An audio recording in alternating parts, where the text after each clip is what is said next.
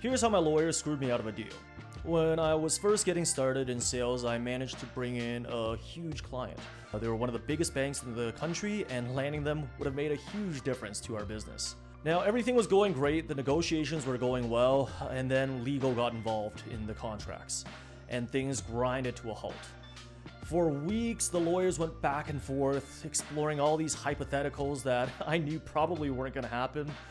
There was a lot of discussion about de-risking and making sure the language worked for both sides. Honestly, it was an absolute nightmare. And by the end of those weeks, yes, we had managed to lock in a short-term contract, but during that time, our competitor had managed to get their foot in the door.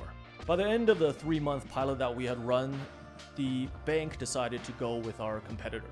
Why? Because we had thrown away our momentum. And that's when I learned something really crucial about the role of a startup lawyer. Startups don't need risks eliminated. They need risks understood. When you only got a couple client relationships to manage, your biggest risk isn't getting sued or getting into a dispute with one of them. Your risk is losing out on that client in the first place. It's failing to capitalize on an opportunity. Yes, as you scale, you're going to need legal to get more involved in terms of creating a system for managing all these different relationships.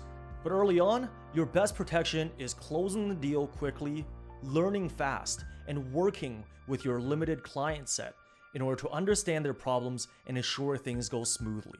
Startup Law doesn't have to be a blocker of deals. You just need someone who speaks your language. Follow for more on the laws of business.